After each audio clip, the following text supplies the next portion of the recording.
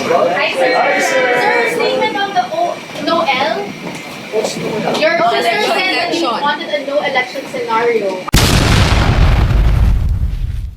I wanted a no election. Allegedly, sir.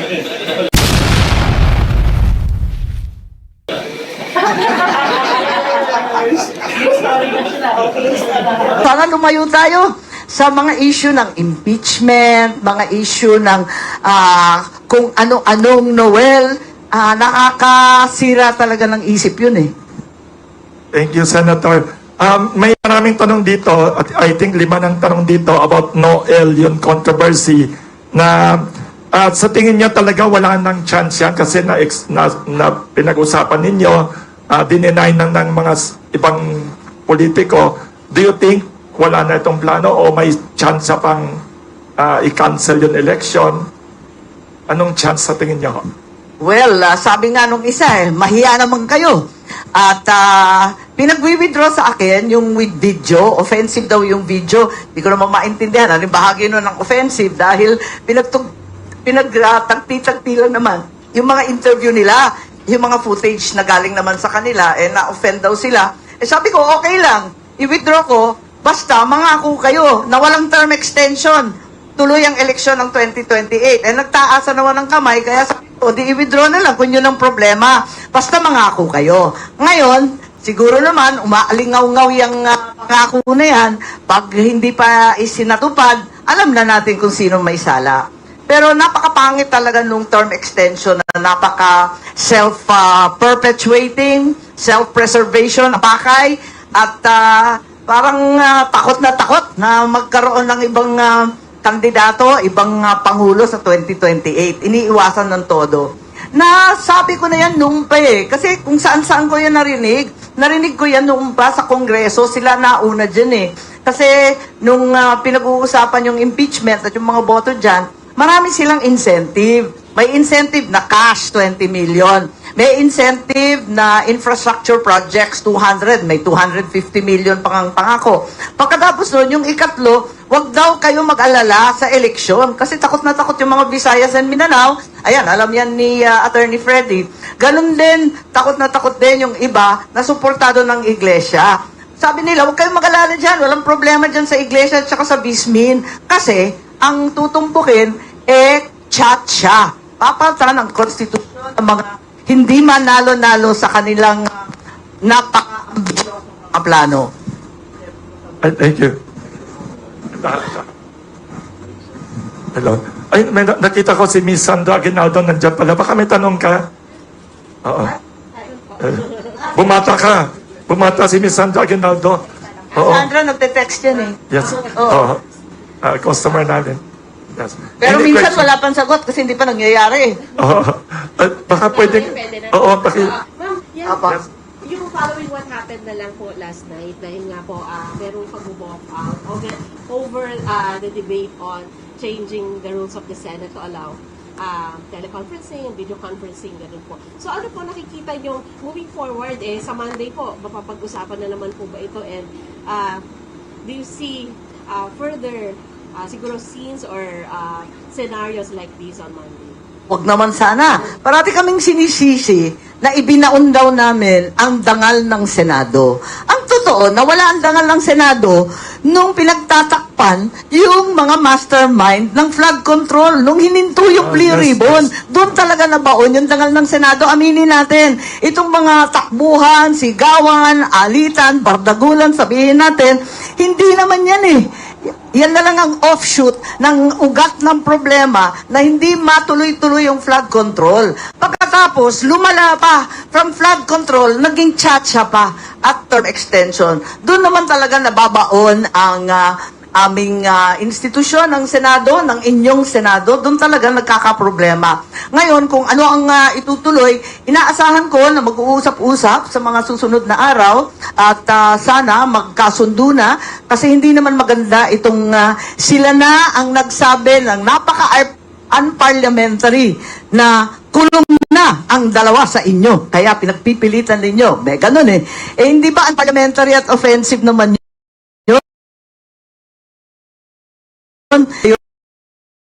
Kaya eto nga, sana magkasundo na yung dalawang panig, titiisin na namin sila, tiisin na rin nila kami. Pero wag naman ganon. Pag sila, pwede. Pag kami, hindi pwede. Hindi naman tama yung ganon.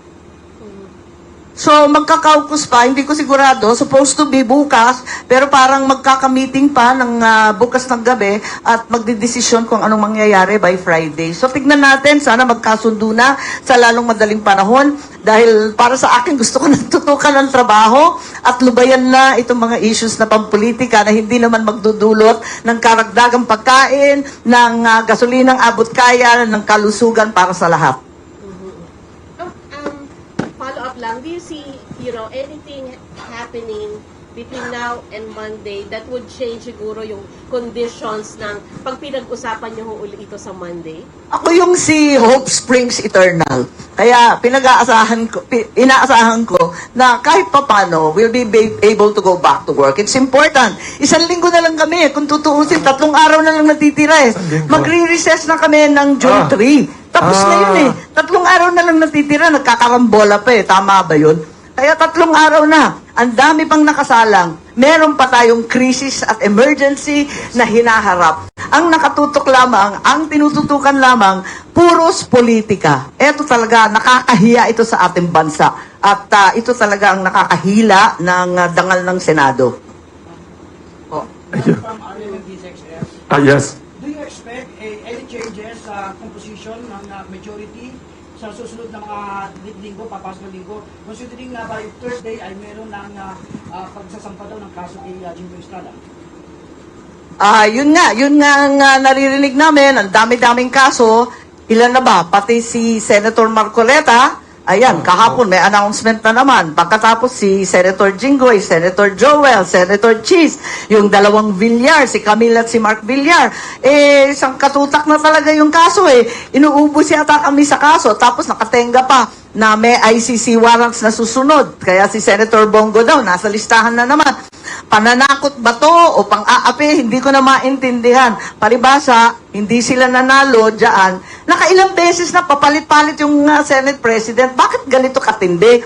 Noon naman natalo kami. Hindi kami bumoto kay Senator Tito Soto. Wala naman umalma eh. Quiet lang kami. Kahit tinanggal lahat ng aming committee, ayos lang. Nagpasalamat pa rin kami. Kasi naniniwala kami sa proseso. Hindi kami kapit-tuko sa posisyon. Pero ngayon, bakit ganito? Hindi naman nangyari ito dati. Yes. Ano po lang yung motion ni Sen. Marcoleta? Ano po yung napag-usapan ng majority doon since hindi po siya nakalakay ng maayos status? Alin? Yung motion po ni Sen. Marcoleta sa papayag sa amin. Yes, pupursigihin namin yung pagboto sa Zoom. Nakita naman ninyo nung panahon nila, nagpila naman si Senator Ontiveros, si Senator Soto, Senator Ping, Senator Kiko Pangilinan. Nung panahon naman na may nakakulong o hinuhuli sa kanila, pagkaalala ko, Senator De Lima at saka Senator Trillanes, nag-motion rin naman sila na mag-remote voting. Bakit ngayon may remote participation? Nagtataka ako ngayon kung bakit tutol na tutol sila dyan, nag-walk out pa. Meron naman silang pinagfa-file noon, andito nga, nakita ko, kaya ako nagtataka. Eto, may mga Resolution 658, andyan, ang dami, Resolution 51, may mga resolution sila nun dati tungkol sa remote participation. Bakit ngayon tutol na tutol? Di ba dapat patas? Thank you. Just to Yes. follow up on that, perhaps Yes. the thing that would set it apart is dahil may parating po na impeachment trial. Ano po? So, nakikita niyo po ba na ang kung magtatagumpay po yung pag-change ng rules, ay syempre po makakalahok po doon yung mga ibang kasamahan sakali nga pong patuloy na sila po ay arrested. At maaari silang bumoto. Tama po ba, ma'am? The Senate has great leeway in the Constitution and upheld repeatedly by the Supreme Court in formulating its own rules for impeachment. Ang Senado mismo ang gumagawa ng kanilang mga patakaran para sa impeachment. Kaya, kung mag-agree ang Senado na ito ang karapat-dapat, pwede naman talagang gawin. Wala namang bawal dun eh. Kaya pinagtatakang ko, napakarami na ng president dyan. May president rin sa walkout. Alam na rin natin na yung Korte Suprema, nag-ruling na rin dyan na pwedeng ituloy-tuloy ng rump session. Kaya nagtataka ako, mas marunong sila, yung iba nakakatanda sa amin, sa karanasan at sa edad. Abay, bakit nagkaganon? Ma'am, ano yung process para mag-apply din siya sa impeachment court po? Kung sa- Yun na nga ang dapat tatalakayin. Hindi pa nga napapag-usapan yung de-define. Kaya nagtataka ako kung bakit nag-walk out. Wala pa naman pinag-uusapan. Very interesting. Hala, nauwi tayo sa Oh. walk out. Ay, yes. Senator, ano pong reaction nyo na diversionary tactic na daw po yung aligasyon nyo na no election sa 2028? Sino ba nag-a-allege nun? Kasi narinig naman ninyo ang nangyari. Galit na galit sila, sabi nila, ang parliamentary. Pero sa hunot dulo, inamin nila na pinag-usapan talaga. Inamin nila yung meeting, inamin nila yung date at saka yung location, inamin nila yung mga nandun. Ano ngayon ang sasabihin na imbento ko? Inamin nila eh. At narinig ko na yan noong pa sa mga congressman, narinig ko rin sa ating mga iba't ibang opisyal sa administrasyon, hindi siya bago. Kaya kung sabihin na diversionary, nakakatuwa naman kasi inamin naman nila, ginawa talaga nila. Si Arlie ng Manila Times, baka may tanong ha. Yes po. Feel free to ask any question. Yes. Ang totoo yung sa impeachment, Yes. nung nagkaroon nga ng paglusob ng Senado nung May 13, nag-iintay nga kami dun eh. Nag-aantay kami. Hindi nga diversionary. Nakatutok kami lahat doon. Nagkakaupos kami. Pinag-uusapan kung anong gagawin sa impeachment para maging transparent, maliwanag, mabilis, maayos. At inabangan nga namin yung articles of impeachment. Kaya late kami. Alas 7 na. Nandun pa ka rin. Nagtatambay kami. Paano? Inaantay namin at sinisigurado na matanggap ng maayos yung articles of impeachment ng Senado. Kaya nandun kami. Wala kaming balak talagang upuan, yung sinasabi na pagtatakpan. Nag-aantay nga kami, tinatanong ko nga, bakit hindi dumating ng May 11? Bakit May 13 pa? Dalian na ninyo para walang masabi yung tao. At gustong-gusto na namin talakayin yan. So, meron na tayong provisional schedule for the impeachment, for the submission of the answers of the respondents. Tapos, yung presentation ng prosecutors, may pre-trial conferences hanggang June 15. At nakatakda na yung trial mismo ay mag-uumpisa ng July 6. So, medyo maayos yun. Sana hindi ganong mahaba. Pero yun nga, 4 kasi ang articles of impeachment. Kung maalala ninyo, yung kay Just ang lampas 3 buwan. So, eto nga, inaasahan namin na mabigyan ng pansin to. At sinasabi nga namin na kailangan, kahit may trial ongoing, pag nag-umpisa yung Senate, magbubukas rin ang sesyon. So morning and afternoon, todo tutok tayo dyan. Senator, marami nagtatanong dito, with the more independent Senate leadership now, tuloy na ba talaga ang flood control investigation? Kasi maraming galit na galit sa flood control. Sabi, 1 trillion ba ang nabuhos dyan sa walang nangyaring flood control? Sa tingin nyo, tutuloy talaga yan? Yes, inaasahan ko na yan talaga ay tututukan. Pagkat hindi matapos-tapos yung topic na yan at hanggang ngayon, wala pa rin mga mastermind na nahuhuli. Hindi naman tama siguro yon. Kaya kinakailangan talagang pursigihin natin kung sino man abutan yan. Kung kamag-anak ko, pinsan buo ko, kapatid ko, pamangkin ko, sorry na lang, wala tayong magawa. Talagang sundan yung ebidensya. Sana mapatawag na sina Sergeant Gutesa, yung 18 Marines, si Tri Gibb, sina Martin Romualdez. Kailangan tawagan na makapagsalita sila para sa kanila rin yun, para maipagtanggol nila yung sarili nila kung sakasakali. Kaya eto nga, yun ang gusto namin talagang mangyari. Pero ang problema kasi, first time yata ito, nagarapalan ang pakikialam ng ehekutibo sa legislative. Kung babalikan natin yung aral natin sa social studies, maliliit pa tayo, elementary pa lang tayo. Separation. 3 separate, distinct, and independent branches of government that remain co-equal. Yun ang turo sa atin eh. Ano nangyari dito? Pinapakialaman kung sino-sino, pati yung justice, pinapakialaman rin at sinisita pag hindi gusto yung hatol. Nagiging labo-labo na ito eh. Hindi pwede yung ganyan. Kailangan respetuhin natin yung saligang batas.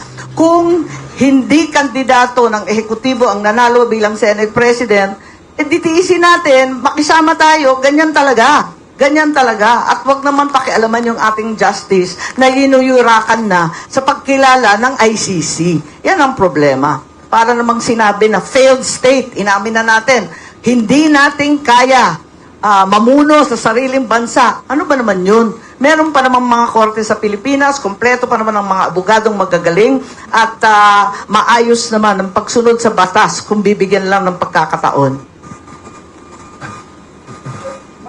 Mayor Magino ay nakitalaga bilang undersecretary ng DILG. Ito pinangalanan ito dati ni dating Pangulong Rodrigo Duterte na involved sa drug, sa drug business. Ano ang nakikita niyo po rito? Well, hindi naman tumakbo dito si Jed Mabilog, hindi naman tumakbo na nakaraang eleksyon. Ang inaantay yung mga natalo nung nakaraang eleksyon, lumampas na yung 1-year ban, kaya naitala na yata si dating Senador Francis Tolentino bilang DOLE. Inaantay din, inaabangan din si Secretary Abalos dati kung saan siya mapapaupo. At yung iba pang mga haka-haka, hindi ko alam. Pero marami talaga nag-aabang pagkat yun nga, magkakaroon daw ng shake-out. Kaya lang, eto nga, dati pinag-resign naman sila lahat, naibalik naman halos lahat. Kaya tignan natin kung ano talagang pagbabago ang mangyayari. Pero May na ngayon, kaya yun nga, paso na yung 1 year, di ba? Yung 1-year ban. So, inaasahan na may pagbabago talaga. Senator Susan, saan ano po yung napag-uusapan ng majority since lagi niyo po sinasabi na dapat mabalik din yung itinag ng Senado? Ano po napag-uusapan niyo sa majority para mga possible po na action para magawa po? Well, unang-una nga, tutukan na yung tunay na problema ng bansa at solusyonan na itong Iran war fallout na napakatindi ng epekto sa ating bansa dahil 98% tayo dependent sa Middle East oil at 2/3 ng ating coal-fired plants talagang imported pa rin ang coal. At alam natin na panaytirik na sa Visayas at Mindanao ng mga coal-fired plant sa katutak na brownout sa Visayas at Mindanao. At eto nga, yung problema ng gasolina, ng diesel, ng magsasaka, na walang fertilizer, ang abono, yung urea, hindi lang mahal, wala pang mabili. So, ang daming problema na totoo, na hindi naman kailangan na mapunta sa politika. So, yun ang unang namin gustong tutukan. And we certainly want to put the impeachment aside so that we can move forward with this very, very serious emergency that's confronting the nation. Sen, good morning.